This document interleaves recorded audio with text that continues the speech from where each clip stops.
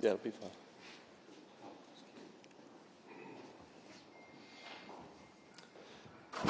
Afternoon, everyone.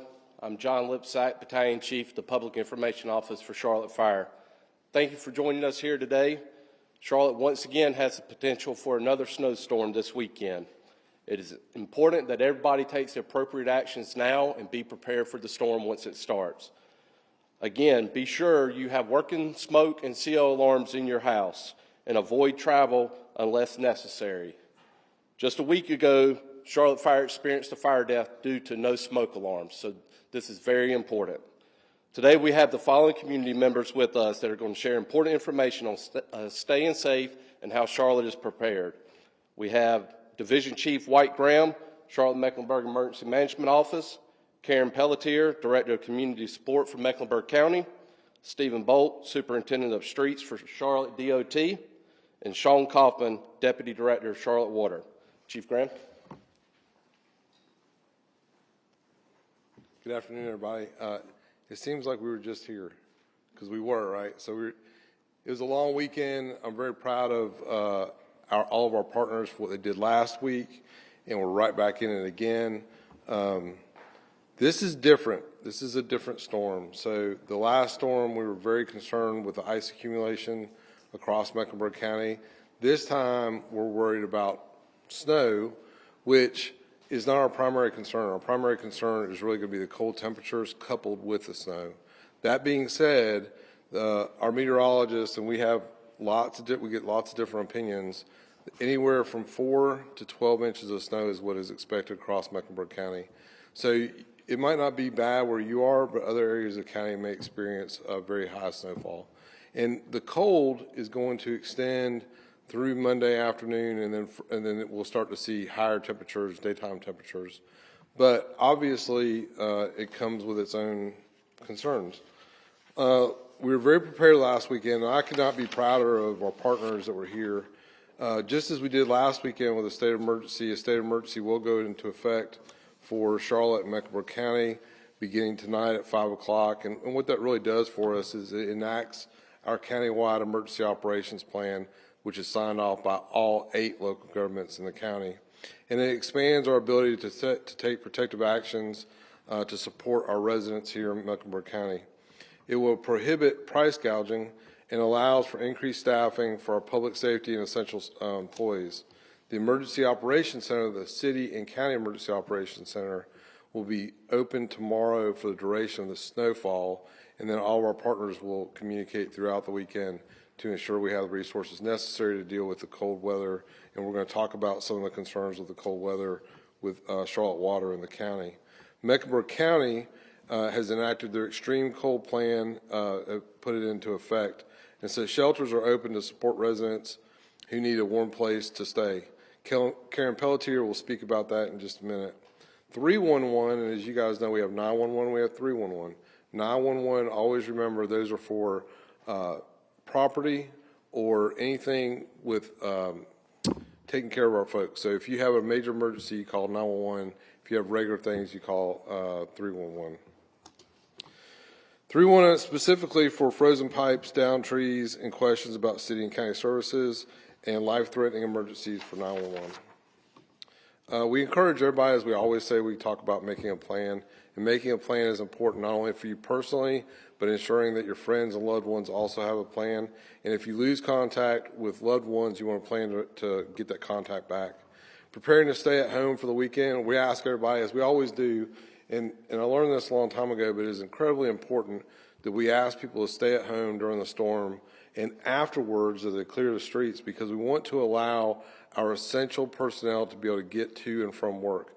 And that includes, of course, our great and brave CMPD, our Charlotte firefighters, which are amazing, our paramedics, our nurses, our doctors, and other key staff that have to travel the roads. Build a kit. Make sure you have enough food, water, medications, and other essentials for your family and pets for the duration of the storm. And have emergency supplies in your home, including flashlights, batteries, battery-operated radio, medical supplies, non-perishable foods, and fully charged cell phone. Take care of your neighbors. I always say that. Please take care of your neighbors. Check on those that maybe you haven't had dialogue with in a while. Make sure that they're taken care of throughout the storm.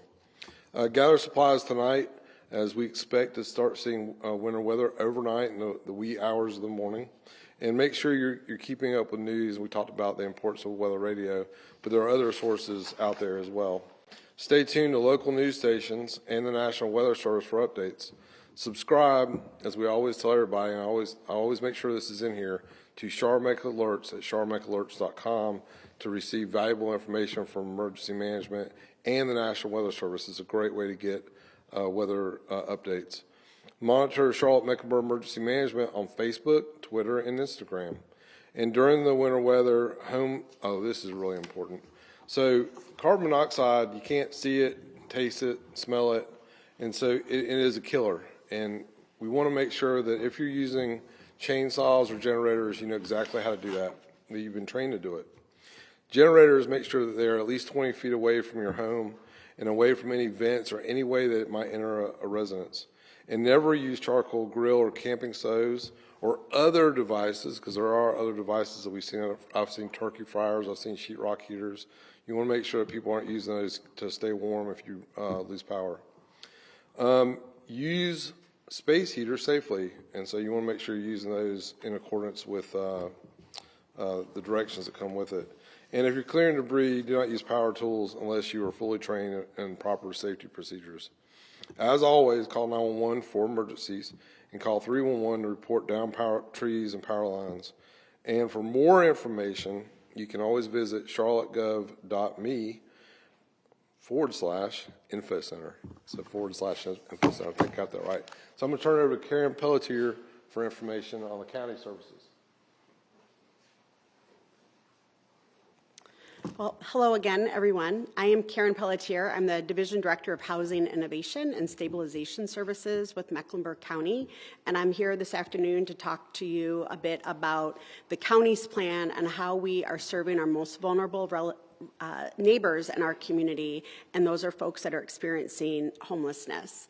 And so just like I shared last week, the county continues to work with our emergency shelters and our street outreach teams to ensure that people are aware of resources and, if interested, are able to access those resources through our emergency shelter system. And so we're very proud of the work that Hearts for the Invisible, who is out today and tomorrow, working to continue to canvass our entire community to really make sure that folks that are unsheltered know that a storm is coming.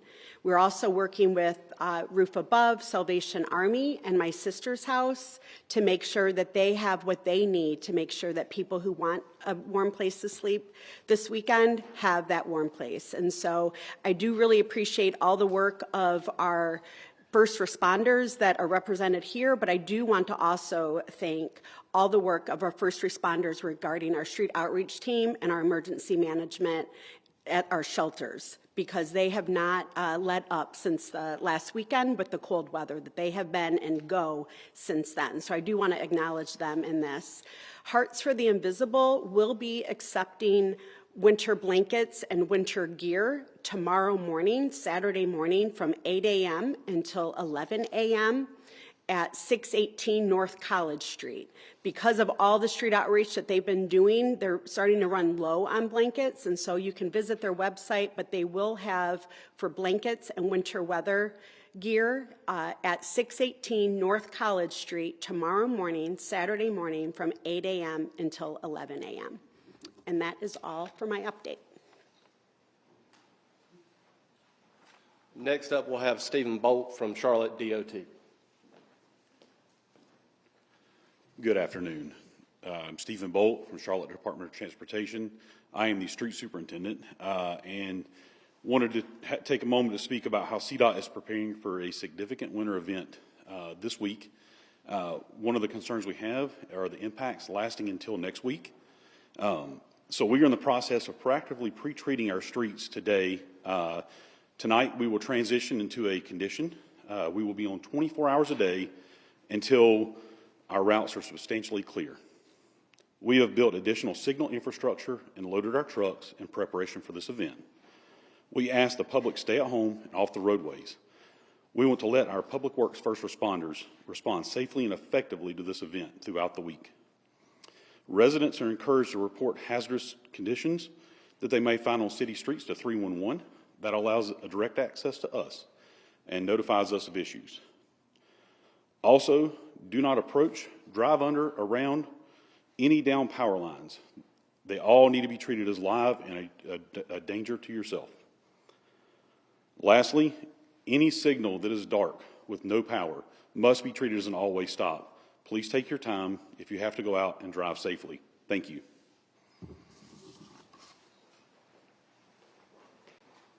Next up, we'll have Sean Kaufman, Charlotte Water.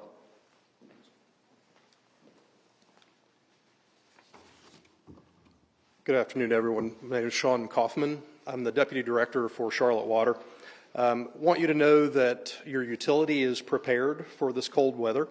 And our reason for being here today is to help you become prepared in your homes. A couple of things that you need to consider. You need to be prepared now, as Chief Graham indicated just a few minutes ago, before the freezing weather comes in over the next couple of days.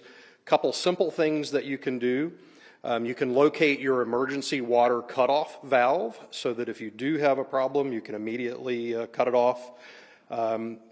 If you have an opportunity, insulating pipes near external walls is very helpful. I also highly recommend that you keep your cold water either at kitchen or in a bathroom dripping, and open up cabinets to allow heat in for any pipes that may be exposed. You can seal openings to crawl space. That will actually help cold air or preclude cold air from impacting your pipes. And you can do that with cardboard, with insulation, with anything that you can do to keep the cold air out of your crawl space.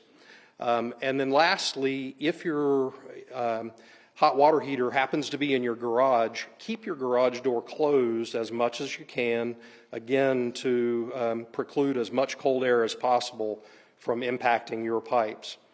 If you have a problem on your property, call a licensed plumber as soon as you can.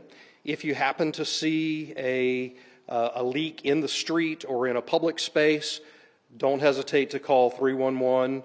We have crews on the ready all the time, and we're prepared to deal with any leaks that come to pass. And again, use 311 for public. Call a licensed plumber if you need something done in your house or on your property. Thank you, and please be safe.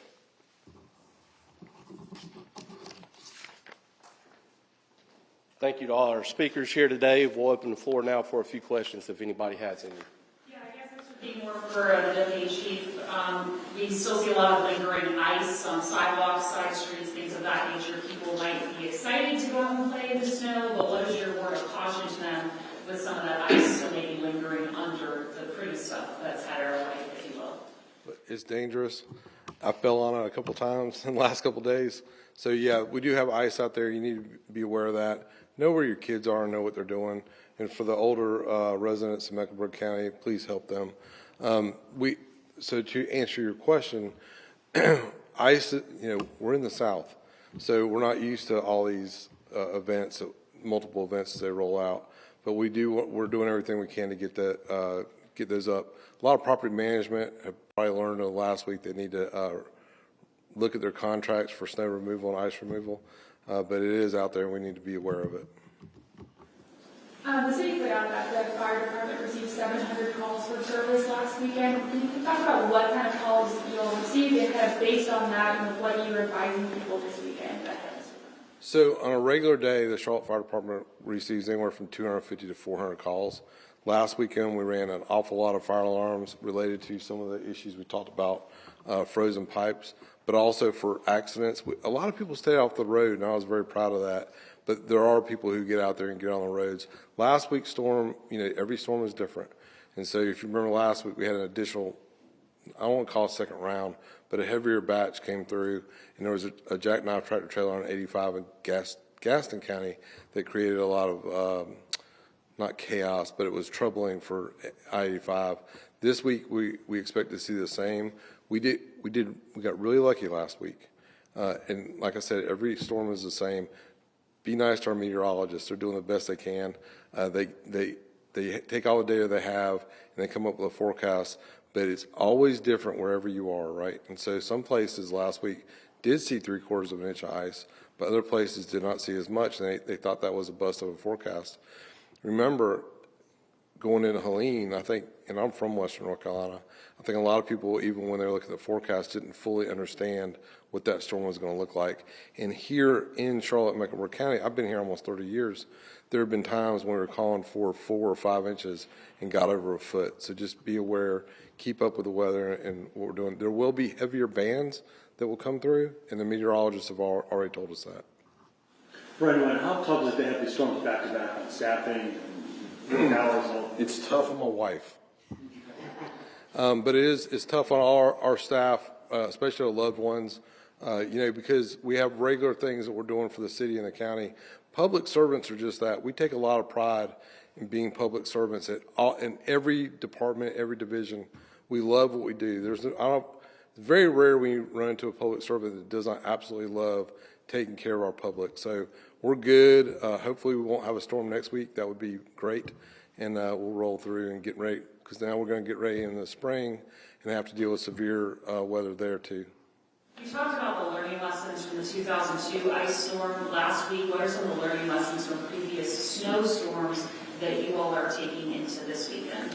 I think there's always lessons, but there's also practice, right? And so even this week, when we're reaching out to our partners, they just did it. So they're ready to go right now. And so even when we going into a state of emergency, we literally rescinded the state of emergency for last week's storm, I believe yesterday or the day before, and now we're asking for another state of emergency for this storm. But we have a great culture of emergency management here in Charlotte and Mecklenburg County. This county operates as one when it comes to disasters. So from Davidson all the way down to Matthews, everybody is on board with what we do. Our managers are on board, our elected officials are on board, and we have elected officials here today that are very interested in the emergency management function. Emergency management is made up of all the different partners, all different agencies at every level that make our county safe. A question for Karen regarding some help with the unhoused neighbors. Obviously, going to be a lot colder, I think, this weekend with the wind chill. Can you speak to what you saw with the extended shelter space last weekend? Did people take advantage of it? And are you prepared for maybe even more people to take advantage of it this weekend? Right, so we're continuing to monitor the capacity and the demand for services, and that's always a balancing act, even when it's 70 degrees out. But we know with the expanded capacity, we are really looking to serve anyone who wants shelter. We did see a sharp spike in demand both Saturday and Sunday of people seeking shelter. With the outreach teams out now and the shelter staff, we're working to say that as folks are coming in, people are being transported to shelter, to then continuing to monitor that demand. But we do anticipate more people coming in, but we also know that a lot of people that came in for shelter last week haven't left because it hasn't warmed up any. And so that's what we're looking to do now. And that's running through, I think I saw on social media, that state of emergency section is running at least through Monday, correct? Correct. And we'll continue to monitor and make sure that the shelters have what they need.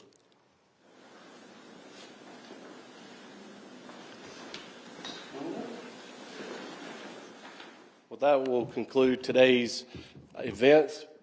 Remember, working CL alarms, working smoke alarms during this time, 311 for non-emergencies, 911 for emergencies. Let these individuals work. Let them get home safely to their families. Enjoy the snow, but be safe and be mindful when you're out there. Thank you.